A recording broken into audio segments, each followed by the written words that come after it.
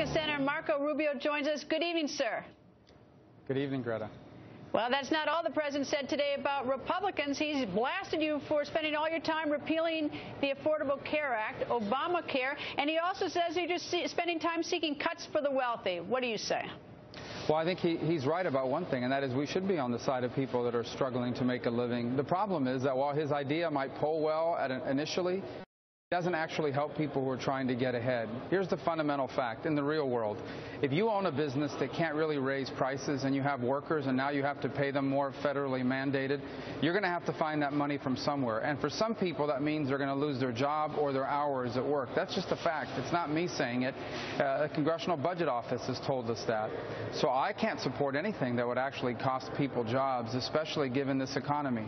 I do believe workers need to make more money. I don't think the way you do that is through the minimum wage. But $10.10 an hour is not something we should aspire to for people. We should aspire to $20, $30 an hour.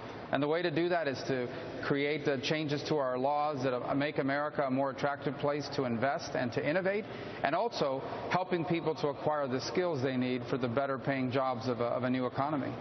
Well, he goes a little deeper, though. He says that you're spending all your time repealing Obamacare and that focusing on cuts for the wealthy. He doesn't talk about you trying to help out those who are struggling. He talks about you trying to help the wealthy.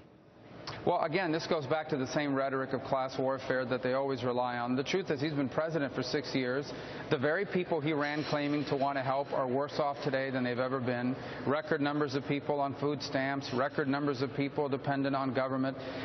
Those are the facts. And so now, desperate to try to create a counter-narrative, their argument is that the only way some people can be better off is if we make other people worse off.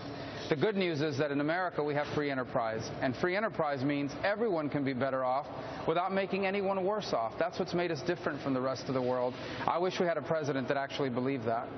All right, you have a new bill that you've introduced having to do with stepping up the pressure on Russia. Are you dissatisfied with what the president is doing? Yeah, I am, and here's why. Because Vladimir Putin has made a decision. He wants to restore Russia and what he thinks would be a great power, and the way to do that is to be able to invade and intimidate their neighbors in their immediate abroad. And so he's calculated that the benefits of doing what he's doing now, first with Crimea, now in eastern Ukraine, that the benefits outweigh the costs. We have to change that calculation.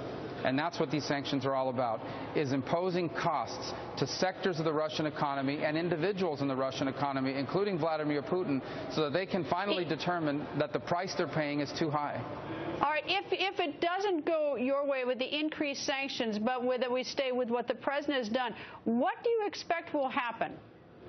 I think what I expect to happen is what's already happening. Russia is using agents in eastern Ukraine to destabilize the government there, to take over government buildings and entire cities, all in anticipation of what's going to be a fraudulent vote that potentially could ask as well to be annexed separate from Ukraine and potentially even become part of Russia. This is the direction they're headed. It's the same strategy they used in Crimea. That's what they're employing now because they've calculated that the costs are not high enough to stop doing it. How is that a national security issue for us? Because it's actually an economic issue for us. We cannot allow any country in the world to be afraid to engage us commercially, as Ukraine tried to do in engaging the West, because they're afraid of a more powerful neighbor. In the 21st century, we have to be able to sell our products and our services to any market in the world without being intimidated by a powerful neighbor. If we allow this to stand undeterred, it will set an example not just for Russia, but for China, for Iran, for North Korea, for other countries with hegemonic aspirations to intimidate their neighbors and tell them, if you grow closer to the United States and the West, this is what will happen to you. So it's a direct threat, actually, to our economy. Senator, nice to see you. Thank you, sir. Thank you, Greta.